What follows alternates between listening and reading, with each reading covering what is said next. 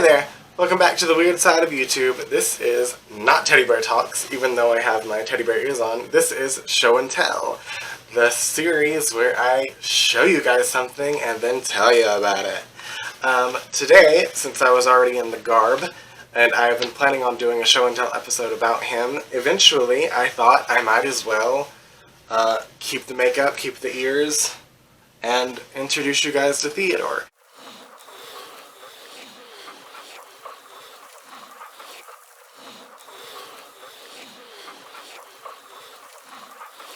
If you've been watching my channel for a while, you know he has his own series that just recently came to an end called The Dreamy Adventures of Theodore.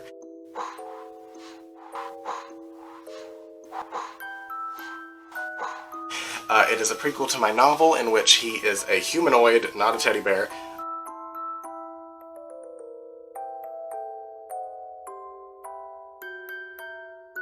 The live-action show of him and my other stuffed animals are some of the characters from my novel being turned into stuffed animals and being transported into Toyland, which is not the same Toyland from like the canon lore from like the movie Babes in Toyland or whatever. It's my own creation.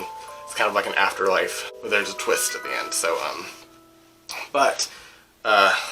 instead of doing like a between the lines or behind the scenes thing for my book or the series about him, we were talking about the teddy bear itself. So, if you know me, you knew that I started my novel Dream when I was experiencing parental abuse after being forced out of the closet. Sorry, it's hard for me to talk about this still, and I've talked about it in multiple videos.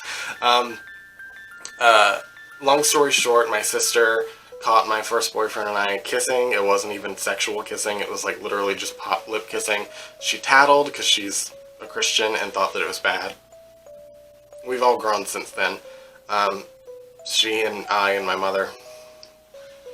But my mom was so upset that she locked me in a room for months, the only letting me out to use the bathroom, go to school, and to go to church. This was after she destroyed all my stuff, saying that the devil was after me and that I was getting the devil in me through music and video games and everything else. So I started writing, because that's literally all I could do. And I started writing Dream. And my childhood teddy bear was kind of an inspiration for Theodore. Theodore's character in the book is not a teddy bear, but he does have bear ears like this and a bear tail. He's a human, but humanoid. His race is called Rabe, but Rabish. But I started writing this story about a boy that's locked in a pocket realm made of his own corrupted childhood memories, and Theodore was there to help him and protect him and be there go through it with him, like my childhood teddy bear was, because that's literally all I had left. That childhood teddy bear has since been destroyed.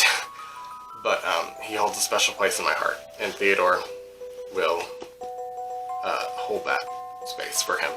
But so after I ran away from home, I kind of put Dream, that novel, on the back burner and started working on other things, other projects, getting my life together, all that kind of stuff, until my big ex from 7 years and I let a high priest from Salem into a relationship to form a triad.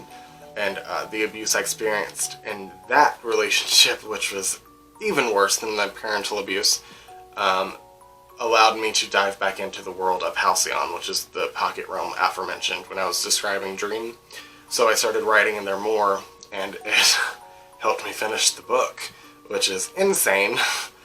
But, so this book is really special to me. Let me show it to you, actually.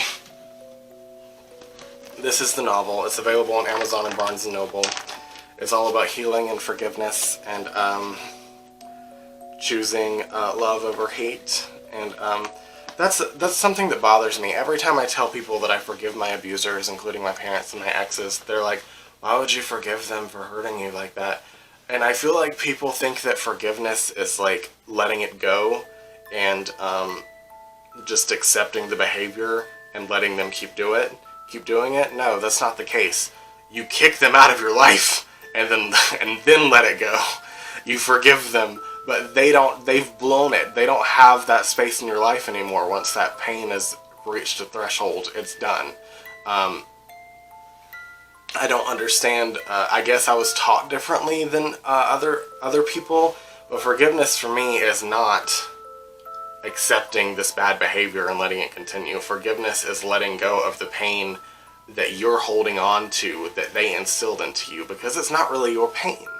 It's theirs. They need it back.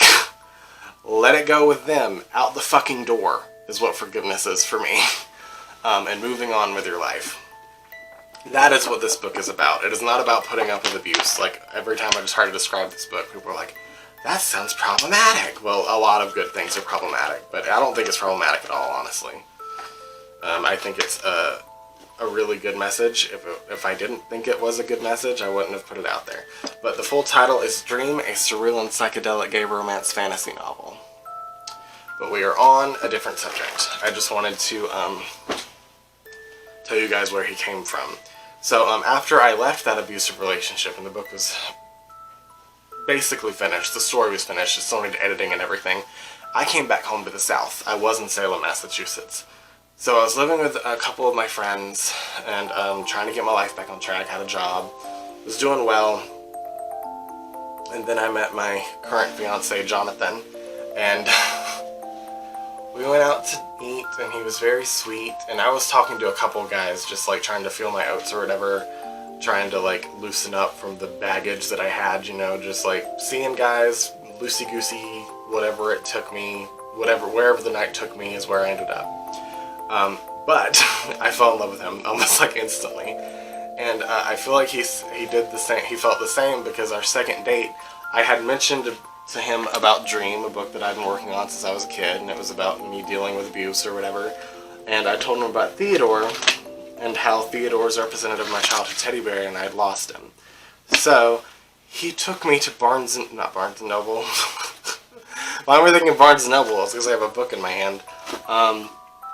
He took me to Build-A-Bear right away and made Theodore for me, exactly how he is described in the book, with the camouflage pants, the army boots, the backpack, blue eyes, earrings.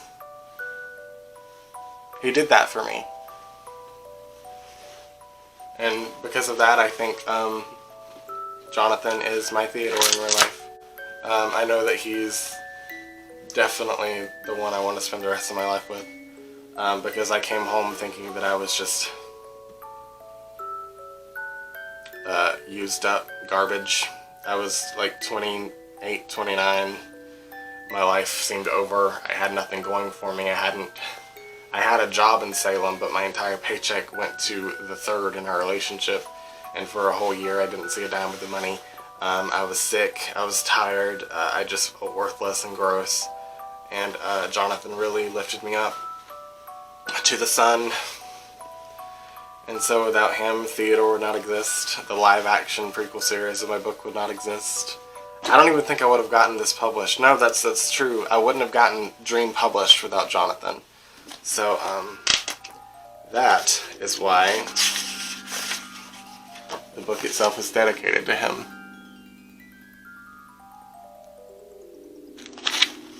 It says, for Jonathan, in 1,000 lifetimes, I never dreamed of finding a love as fierce as yours.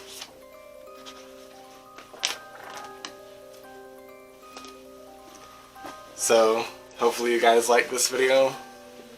It's kind of cheesy, I know, but I thought I'd go ahead and make another one. Another show and tell video. Theodore deserves it. Jonathan deserves it. So, if you did like this video, please like and subscribe. I am working on a YouTube schedule. I only have Teddy Bear Tuesdays going on right now, Sims Saturdays, and Storytime Sundays. I have no idea where show and tell will fit on that list. I don't have any idea where any of my other series will fit on that list. I do know that I'm probably never going to schedule Art Aquarium, because making art is like, it comes to me. I can't force myself to do it, otherwise it ends up in really shitty work. So you might just have to keep a lookout for Art Aquarium, but other than that, I think that's all the updates I have for you. I love you guys. Hopefully you're staying safe. If you did like this video, please like and subscribe. Comment, tell me what you think about it. Has one of your boyfriends ever done something sweet for you? I I would really appreciate a subscription, but honestly, I just appreciate you guys watching, listening to me. That means the world to me, because I haven't had much of that in my life. But I hope you guys are staying safe, and I love you, and I will see you next time. Bye.